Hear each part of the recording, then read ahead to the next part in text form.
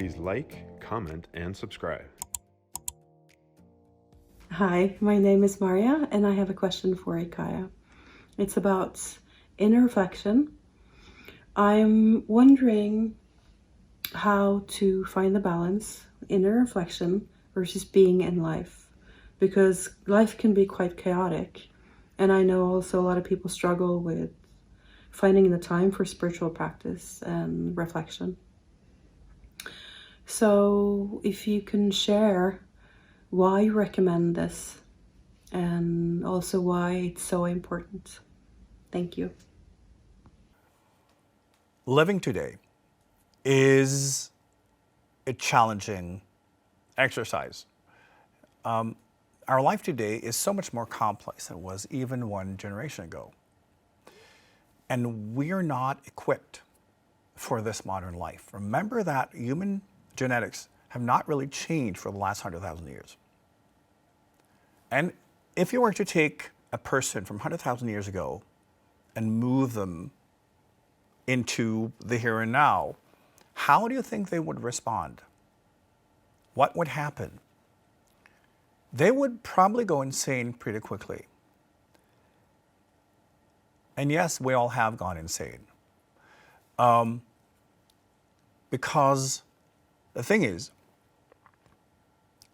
when we add complexity to a human, it's just a matter of time before it becomes too much.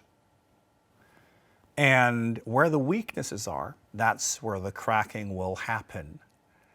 And we all have a breaking point. But because it's so massive today, the level of information, all the expectations we have to life and the expectations we meet in the world, everything we're supposed to do, all the choices we have to make, and all the spaces we are supposed to master, it's too much. And most people today are struggling. In many ways, we can say, yeah, we're never been healthier than today, but that's because of medicine. If we took away medicine, we would not be that healthy. Most people have several illnesses. Most people are struggling emotionally, mentally.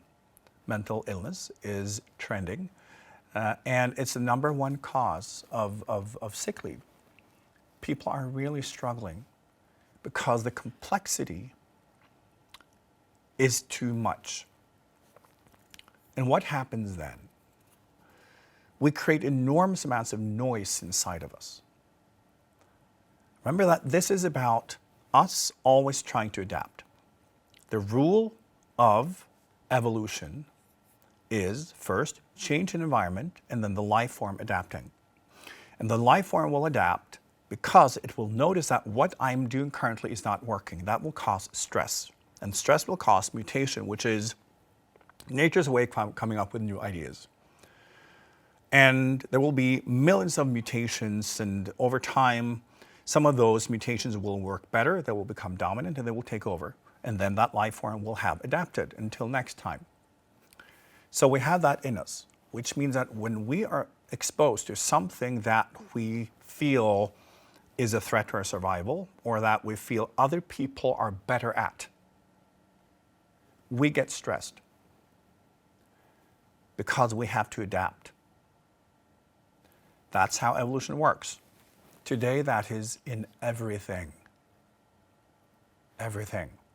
So we produce a level of stress in our bodies and our minds today that are without precedence. We are not equipped for this. So the level of stress on all levels means that we're all in this systemic survival mode. And we're just trying to figure out how to survive. And this is also why we self-medicate so much, because we can't live with ourselves, too much pain, too much suffering. We can pretend it's not how it is, but this is where we are at. And as a life form, we have to get smarter. But until we do, we need to figure out how to deal with this, because we're getting to a level of complexity that is beyond what any human can deal with. And therefore, self-medication, and now also virtual reality that is coming, which means people will flee into that because there they can design their own world free from all that stress. But humans will bring the stress with them, so it will be yet another arena of competition and hierarchy. And it will be the same thing all over again. So we're full of this in our minds, and this is why it's difficult for people to have clear thoughts and have productive emotions. Often when people start feeling, they feel bad because they connect with so much of what they haven't dealt with. So much of this dysfunctional. And connecting with ourselves can therefore be painful. So we self-medicate so we don't have to. And self-medication can be anything from food, sugar, entertainment, sex, travel, video games, whatever. Drugs, of course. But we produce this amount of noise and it doesn't go away. The only way to make it stop is to go within. People have figured this out several thousand years ago, when life was nothing compared to what it is now. People were struggling in different ways. Food, wars. It was difficult to survive, but in a different way. They didn't have that level of noise within them. It was more about like physical, practical survival. Now that game has moved into our own minds. So we need to deal with it differently. But it's still the same tool we can use, which is meditation. Going within. And as I often talk about, we need to understand that meditation is not a technique, it's a state of consciousness. So I always talk about the state of meditation as that level of clarity or omniness that you get to when you apply a spiritual practice for some time and you get to understand how to get there. And there are hundreds or maybe thousands of different ways to meditate. You can also make up your own. The only thing that matters, does it work? Do you get to that level of depth? And it's just a matter of practicing. And at some point you will get there. But when you're able to cut through your body, your feelings, emotions, and mind, all that, and you go to that level, it is quiet. Because you have then moved past those kind of levels in yourself where the noise is being produced. You move into what we refer to as the vertical consciousness, which is more disconnected and free from your horizontal existence. And from that perspective, you can then reflect. Because then you have the freedom to be in one thought at the time. If you go into your human self, how many times do you only have one thought at a time? It's just And we're not able to navigate in that complete fog of everything. So we have to rise above it, cut through and get to a level of clarity and then reflect. That reflection can assist us in digesting our life, looking at it, having clear thought, clear emotions, understand what are my actual needs in this, which means what do I need in order to move forward?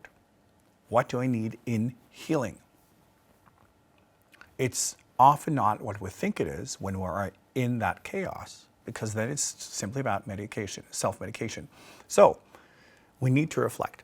And the need for that has never been greater historically, because as the survival game, at least in our culture, is not outside of us, it's inside of us. It's that level of noise that is killing us. We're attacking ourselves from the inside. And because of that pain, we're starting to we're starting conflicts with the world around us. This is why the conflict level in our civilization is rising. Because people are in conflict with themselves and they are simply externalizing it. They want it to go away, and because they don't realize that it's themselves, they think someone has done something to me because I feel terrible. We need reflection. And to do that, we need to go inside. No human is unaffected by this. The level of noise and stress is almost unbelievable. You are being affected. If you don't think so, you are in denial, or you are self-medicating very efficiently, or maybe both. But when we go inside, we have to start dealing with this level of noise. We have to figure out, what should I throw out?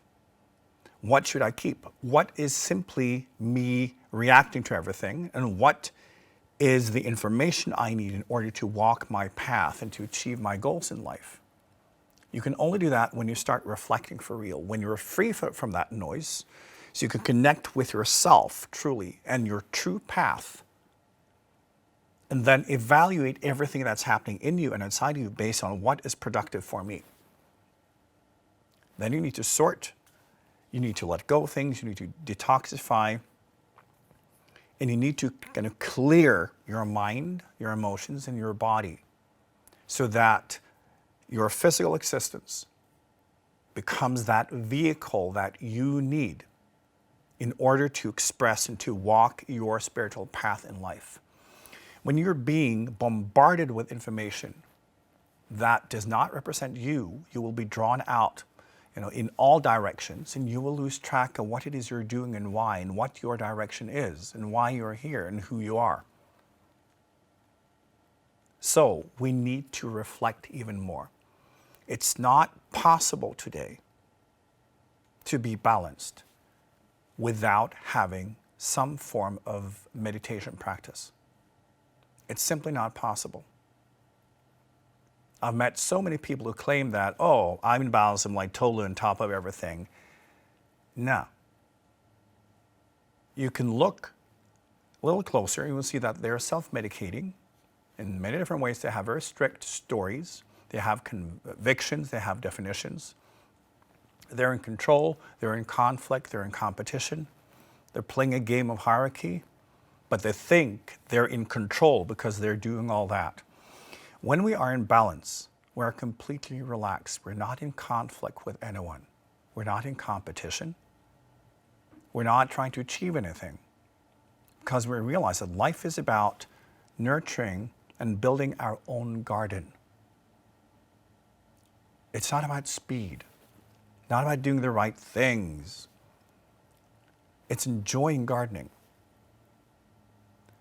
and nurturing everything in our life in such a way that everything can blossom, both ourselves and others. In a state of competition, we see everyone as competitors. And I've met so many adults today who are competing with their own children because of stress.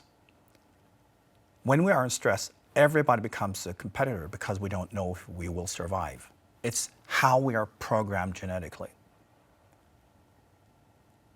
When we understand that, oh, I'm here to express myself, when we connect with that, we connect with our own garden. And life becomes about gardening. It's about nurturing yourself, nurturing what will promote true growth and healing in you, what will promote true growth and healing in others, and you enjoy seeing others blossom.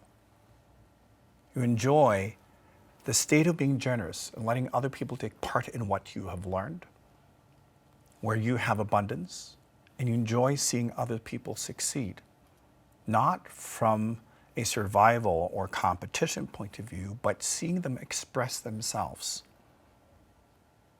Seeing someone in their essence, that will be the greatest joy. And for you to be experiencing your own essence and expression. And you need reflection in order to get there. Happiness, simply put, is when all different levels in you align. So basically, when your higher consciousness and essence and level of clarity and mind and definitions and emotions and your body and your actions is one thing, when it's consistent, then you get the sense of who you are and what you're doing and why, and it's one state. That will always release chemicals in your brain and body that is happiness. And it's easier for people to achieve with a simpler life. This is often why people dream of a simpler life, where you could just like putz around and do nothing, because they're not trying to do things in life. And when we don't do too much, we will start aligning with ourselves because we're not pulled out all the time. We're not distracted and think, oh, I have to adjust to that, or I really should be doing that. Oh, I have to compete over there or else. When we kind of disconnect, as beings, we are whole. We are self-healing, which means when we stop doing what is harmful, we will move into a state of healing. Healing is a state of consciousness. So we are self-healing. And this is why, when we move into that simplicity, we get a sense of everything starting kind of to line up. And we then get those signals in that flow where we connect with who we are and why we're here. And we start feeling happy.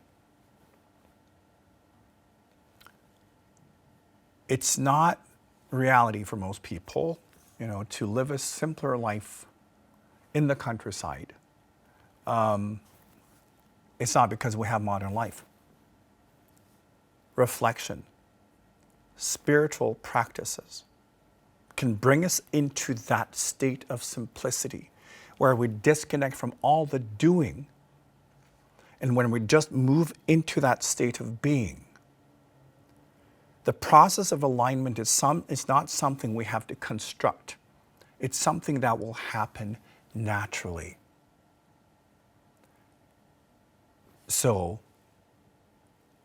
we cannot live a productive spiritual life without this, because this is the starting point. It's only when we connect and align ourselves that we can start detoxifying what is pulling us out and away from our path. That everything that creates confusion and the need to self-medicate. So if you don't have a spiritual practice, please establish one. I don't care what it is. And you have to figure out what works for you, but to get into that state of omniness and reflection, it's the starting point for spiritual survival.